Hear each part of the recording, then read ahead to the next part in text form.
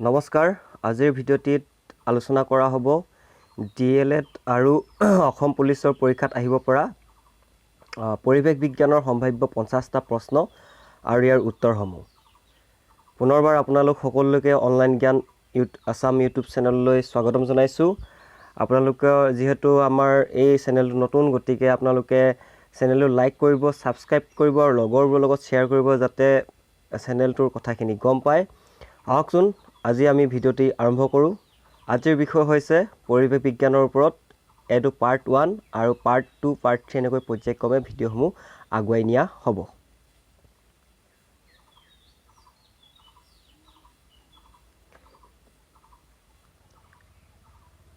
আজিৰ ভিডিঅ'টিৰ প্ৰথম প্ৰশ্নটো হৈছে অপৰম্পৰাগত শক্তিৰ উৎস হৈছে কাঠ কয়লা সৌৰ শক্তি খনিজ সম্পদ অপৰম্পৰাগত শক্তিৰ উৎস হৈছে ইয়াত সৌৰ শক্তি দ্বিতীয় প্ৰশ্নলৈ আগবাঢ়ো 2 নম্বৰ প্ৰশ্ন মাটিৰ তলৰ খনিজ ইন্ধন গঠন হয় প্ৰাকৃতিক পদ্ধতিত পৰম্পৰাগত পদ্ধতিত অপৰম্পৰাগত পদ্ধতিত নে ওপৰৰ আটাইকেইটা গতিকে মাটিৰ তলৰ যি খনিজ ইন্ধন আছে সেই খনিজ ইন্ধন গঠন হয় অপৰম্পৰাগত পদ্ধতিত 3 নম্বৰটো ইয়াৰ শুদ্ধ উত্তৰ 3 নম্বৰ প্ৰশ্নটো সুধিছে কোনবিধ সম্পদ নৱীকৰণ উপযোগী নহয় পানী খনিজ সম্পদ সৌৰ শক্তি নে অৰণ্য নৱীকৰণ উপযোগী মানে এবাৰ ব্যৱহাৰ কৰাৰ পিছত সেই সম্পদবিধ পুনৰবাৰ ব্যৱহাৰ কৰিব নোৱাৰি সেই সম্পদবিধ হৈছে খনিজ সম্পদ ইয়াত খনিজ সম্পদ যেনে কয়লা পেট্ৰল ডিজেল কেৰাচিন খাৰুৱা তেল এইবোৰক আমি এবাৰ ব্যৱহাৰ পিছত পুনৰাই ব্যৱহাৰ কৰিব নোৱাৰো কিন্তু পানী সৌৰ শক্তি অৰণ্য এইবোৰ আমি ব্যৱহাৰ কৰি থাকিব পাৰো পৰৱৰ্তী 4 নম্বৰ প্ৰশ্নটোত সুধিছে পানীৰ প্ৰধান উৎস কি বৰষুণ নদী সাগৰ নে গোটেইকিটা গতিকে পানীৰ প্ৰধান উৎস হৈছে বৰষুণ পানীৰ প্ৰধান উৎস বৰষুণ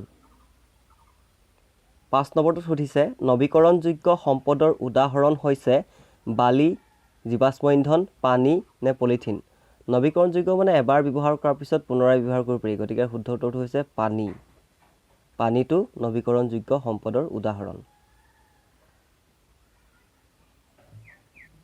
6 নম্বৰটোত সুধিছে মানুহৰ পুষ্টিহীনতা কিহৰ অভাৱত হয় সুষম আহাৰ শৰ্কৰা খাদ্যপ্ৰাণ নে প্ৰটিনৰ অভাৱত গতিকে মানুহৰ পুষ্টিহীনতা হয় সুষম আহাৰৰ অভাৱত মানুহৰ দেহত যেতিয়া সুষম আহাৰ পৰ্যাপ্ত পৰিমাণৰ নাথাকে তেতিয়াই পুষ্টিহীনতা ৰোগে দেখা দিব পাৰে 7 নম্বৰ প্ৰশ্ন প্ৰদূষিত পানীয়ে বিয়পোৱা এটা বেমাৰ হৈছে ইনফ্লুৱেঞ্জা ৰক্তহীনতা টাইফয়েড নে টনচিল লেতেৰা পানীয়ে বিয়পোৱা বেমাৰটো হৈছে টাইফয়েড প্ৰদূষিত পানী গ্ৰহণৰ ফলত মানুহৰ দেহত টাইফয়েড বেমাৰে দেখা দিব পাৰে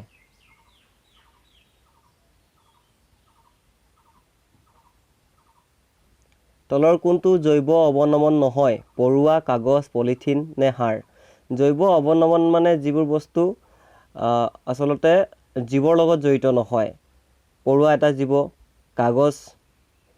কাগজটো প্ৰায় মাটিৰ লগত মিলি যাব হাড়ো মিলি যাব কিন্তু পলিথিনটো জৈৱ অৱনমন নহয় পলিথিন কেতিয়া মাটিৰ লগত মিলি হৈ নাযায় এটা ইম্পৰ্টেন্ট প্ৰশ্ন বায়ুমণ্ডলৰ কোনটো স্তৰে সূৰ্যৰ অতি বেঙুনীয়া ৰশ্মিৰ পৰা জীৱকুলক ৰক্ষা কৰি আহিছে এটো পৰীক্ষাত প্ৰায় আহি থাকে আৰু ইয়াৰ শুদ্ধ উত্তৰটো হৈছে ষ্ট্ৰেটস্ফিয়াৰ বায়ুমণ্ডলৰ ষ্ট্ৰেটস্ফিয়াৰ স্তৰটোৱে সূৰ্যৰ পৰা যি অতি বেঙুনীয়া ৰশ্মি আহে সেই অতি বেঙুনীয়া ৰশ্মি পৃথিৱীত অহাত বাধা প্ৰদান কৰে বায়ুমণ্ডলৰ ষ্ট্ৰেটস্ফিয়াৰ স্তৰটোৱে কোন চনত পৰিৱেশ সুৰক্ষা আইন প্ৰৱৰ্তন কৰা হৈছিল পৰিৱেশ সুৰক্ষা আইন প্ৰৱৰ্তন কৰা হৈছিল 1986 চনত 1986 12 নম্বৰ প্ৰশ্ন সেউজ গৃহৰ পৰিঘটনাৰ মুখ্য কাৰকটো হৈছে ইম্পৰ্টেন্ট প্ৰশ্ন সেউজ গৃহ পৰিঘটনাৰ মুখ্য কাৰক বুলি ক'লে বায়ু প্ৰদূষণ হৈছে সেউজ গৃহ পৰিঘটনাৰ মুখ্য এটা কাৰক জীৱদেহৰ সকলোবোৰ জৈৱ ৰাসায়নিক পৰিঘটনাত কিহৰ প্ৰয়োজন হয় জীৱদেহৰ যিবোৰ জৈৱ ৰাসায়নিক পৰিঘটনা হয় সেই সকলোবোৰতে পানীৰ প্ৰয়োজন হয় পানীৰ অবিহনে আমাৰ দেহত কোনো ধৰণৰ জৈৱ ৰাসায়নিক পৰিঘটনা ঘটিত নহব গতিকে উত্তৰ হ'ব পানী প্ৰদূষণৰ মুখ্য কাৰক হৈছে বনাঞ্চল ধ্বংস ঔদ্যোগিক বিকাশ সাৰ নিয়োগ নে জনসংখ্যাৰ বিস্ফোৰণ গোটেইকেইটাই একে লাগে মানে গোটেইকেইটাই হ'ব লিখিয়া লাগে কিন্তু প্ৰদূষণৰ মুখ্য কাৰকটো হৈছে বনাঞ্চল ধ্বংস যেতিয়া বনাঞ্চল ধ্বংস আৰম্ভ হ'ব তেতিয়া প্ৰদূষণৰ মাত্ৰা বাঢ়ি যাব। তলৰ কোনবিধ গেছৰ উপস্থিতিয়ে বায়ু প্ৰদূষণত সৰ্বাধিক প্ৰভাৱ পেলাইছে? বায়ু প্ৰদূষণত সৰ্বাধিক প্ৰভাৱ পেলোৱা গেছবিধ হৈছে কাৰ্বন ডাই অক্সাইড, CO2 বুলি যাক কোৱা হয়। কাৰ্বন ডাই অক্সাইড গেছৰ অত্যাধিক উপস্থিতিয়ে বায়ু প্ৰদূষণত সৰ্বাধিক প্ৰভাৱ পেলাই আহিছে। জীৱন ধাৰণৰ মানদণ্ড উন্নত কৰাত সৰ্বাধিক ভূমিকা কিহে গ্ৰহণ কৰে? আপোনালোকে নিশ্চয় জানে, শিক্ষাই জীৱন ধাৰণৰ মানদণ্ড উন্নত কৰাত সৰ্বাধিক ভূমিকা গ্ৰহণ কৰে।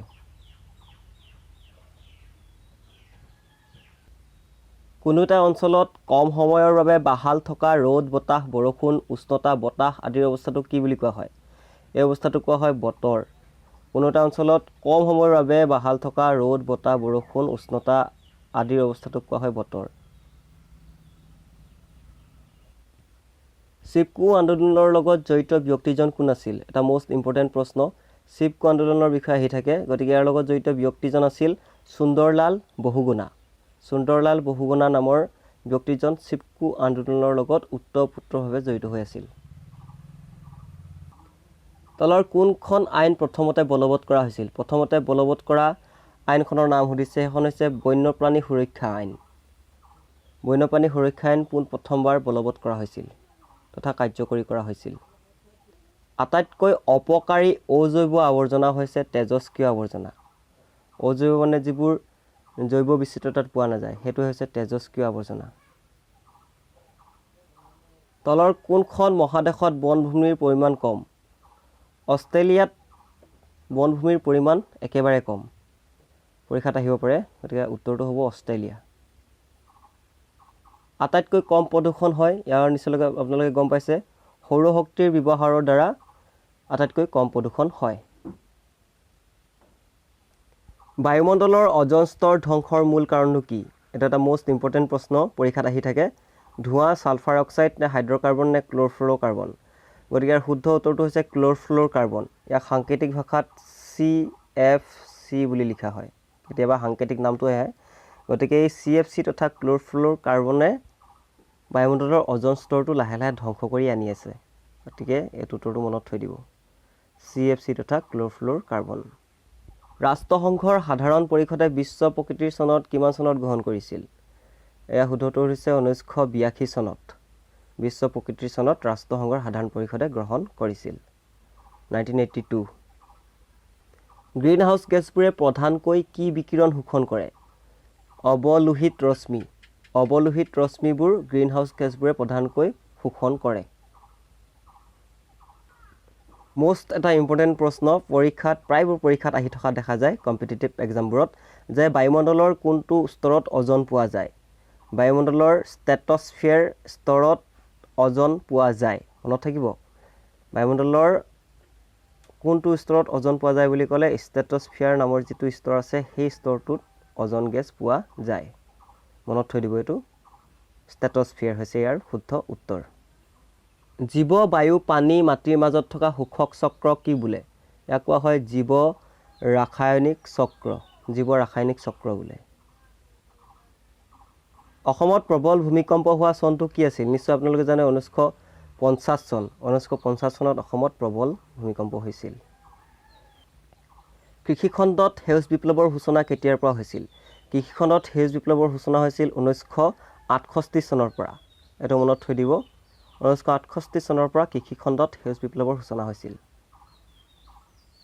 সেউজ বিপ্লৱৰ সূচনা কৰা ব্যক্তিজন কোন? সেই ব্যক্তিজন হৈছে ডক্টৰ উইলিয়াম গাৰ্ড। মনত থাকিব, ডক্টৰ উইলিয়াম গাৰ্ড ইয়াৰ শুদ্ধ উত্তৰ। মোষ্ট এটা ইম্পৰ্টেণ্ট প্ৰশ্ন, যে বায়ুমণ্ডলত থকা কাৰ্বন ডাই অক্সাইডৰ শতকৰা পৰিমাণ কিমান? কিমান পাৰ্চেণ্ট আমাৰ বায়ুমণ্ডলত কাৰ্বন ডাই অক্সাইড আছে? ইয়াৰ শুদ্ধটো হৈছে 0.03%। 0.03% আমাৰ বায়ুমণ্ডলত কাৰ্বন ডাই অক্সাইড আছে। মনত থৈ দিব, 0.03% কাৰ্বন ডাই অক্সাইড, CO2।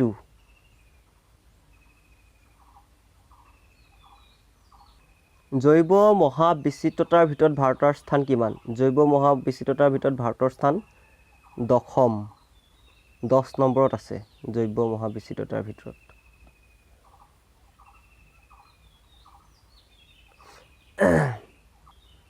ভাৰতত বন্যপ্ৰাণী সংৰক্ষণ আইন কেতিয়া বলবৎ কৰা হৈছিল? 1972 চনত 1972 ভাৰতত বন্যপ্ৰাণী সংৰক্ষণ আইনখন বলবৎ কৰা হৈছিল। এটা মনত থৈ দিব। বজ্ৰপাতত কিমান শব্দৰ সৃষ্টি হয়? 110 ডেচিবেল শব্দৰ সৃষ্টি হ'ব পাৰে বজ্ৰপাতত। মনত থৈ দিব। 110।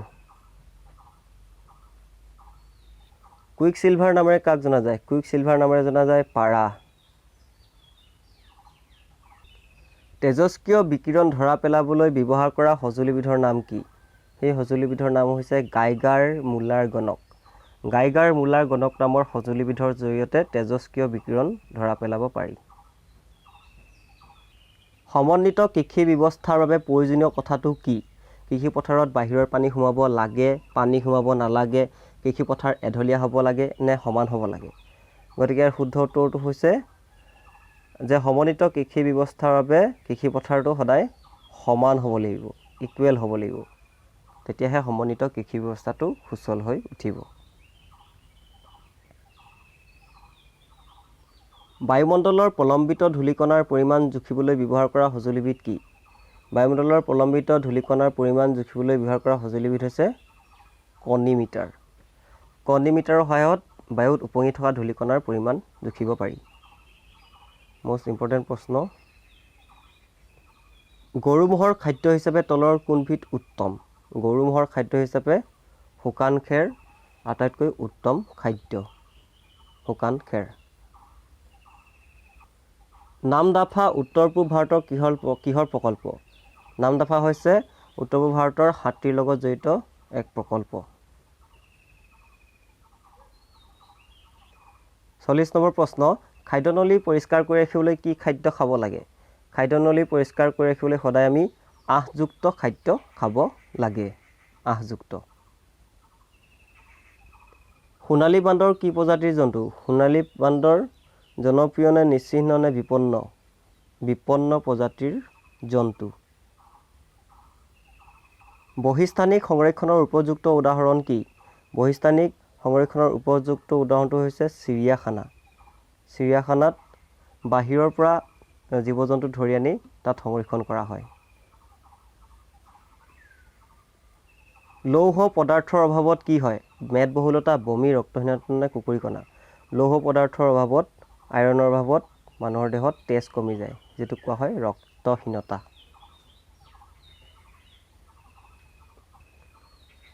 প্ৰকৃতিৰ বৃক্ক বুলি কাক কোৱা হয়? প্ৰকৃতিৰ বৃক্ক বুলি কোৱা হয় জলাহভূমিক। জলাহভূমিক প্ৰকৃতিৰ বৃক্ক বোলা হয়। তলৰ কোনবিধ জীৱাশ্ম ইন্ধন নহয়? 4টা অপশ্যন দিয়া আছে, জৈৱ ডিজেল, ডিজেল, পেট্ৰল নে কেৰাচিন। গতিকে জীৱাশ্ম ইন্ধন নহয় বুলি ক'লে ইয়াৰ শুদ্ধ উত্তৰটো হ'ব জৈৱ ডিজেল। জৈৱ ডিজেলবিধ জীৱাশ্ম ইন্ধন নহয়। বাকীবোৰ ডিজেল, পেট্ৰল, কেৰাচিন এইবোৰ হৈছে জীৱাশ্ম ইন্ধন। জৈৱ ডিজেলটো জীৱাশ্ম ইন্ধনৰ ভিতৰত নপৰে। শব্দৰ প্ৰাবল্য জোখাৰ এককটো কি? শব্দৰ প্ৰাবল্য জোখাৰ এককটো হৈছে হাৰ্টজ। মনত থৈ দিব। শব্দৰ প্ৰাবল্য জোখাৰ একক হাৰ্টজ। হাৰ্টজ। 47 নম্বৰ এটা অতি মোষ্ট ইম্পৰ্টেণ্ট প্ৰশ্ন যে ৱৰ্ল্ড হেৰিটেজ চাইট বুলি কাক জনা যায়? ওৰাং গৰমপানী অভয়াৰণ্য, পবিতৰা নে মানস অভয়াৰণ্য? ওৰাং হেৰিটেজ চাইট বুলি মানস অভয়াৰণ্যক জনা যায়। মানস অভয়াৰণ্যক ৱৰ্ল্ড হেৰিটেজ চাইট বুলি জনা যায়। মনত থৈ দিব, প্ৰায়বোৰ পৰীক্ষাত আহি থাকে। ভূপাল গেছ দুৰ্ঘটনাৰ বাবে দায়ী গেছ কোনটো? ভূপালত যি ভয়ংকৰ গেছ দুৰ্ঘটনা হৈছিল তাৰ বাবে MIC গেছটো দায়ী। মনত থৈ দিব।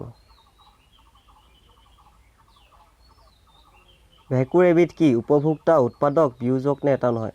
ভেঁকুৰ হৈছে বিয়োজক। বিয়োজক মানে যিবোৰে মাটিৰ লগত পচন ঘটায়, সেইটো হৈছে বিয়োজক। ভেঁকুৰ এবিধ বিয়োজক।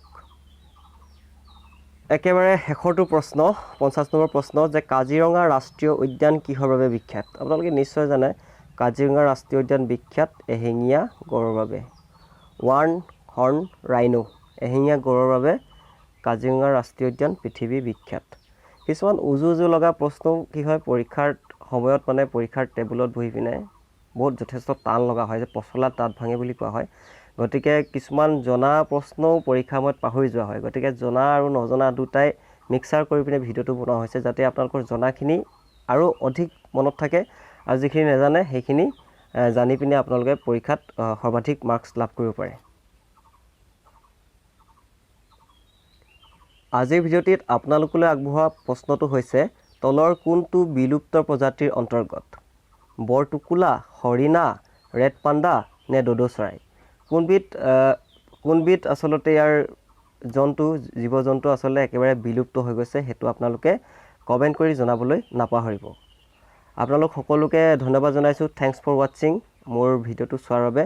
আপোনালোক মোৰ যিহেতু চেনেলটো একেবাৰে নতুন, অনলাইন জ্ঞান আছাম, আপোনালোকে ছাৰ্চ কৰিব, শ্বেয়াৰ কৰিব আৰু লগৰবোৰক ছাবস্ক্ৰাইব কৰি উৎসাহ আৰু প্ৰেৰণা যোগাবলৈ নাপাহৰিব।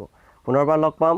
এইটো পাৰ্ট 1, পাৰ্ট 2, পাৰ্ট 3 এনেকৈ কেইবাটাও আমি খণ্ড দিম আৰু এই ভিডিঅ'বোৰ স্পেচিয়েলি DLED পৰীক্ষাৰ বাবে আৰু আছাম পুলিচ আদাৰ কম্পিটিটিভ এক্সামৰ বাবে প্ৰস্তুত তথা সহায়ক হোৱাকৈ বনোৱা হৈছে। ভিডিঅ'টি চোৱাৰ বাবে ধন্যবাদ। পুনৰবাৰ ধন্যবাদ জনাইছোঁ। জয় আই অসম।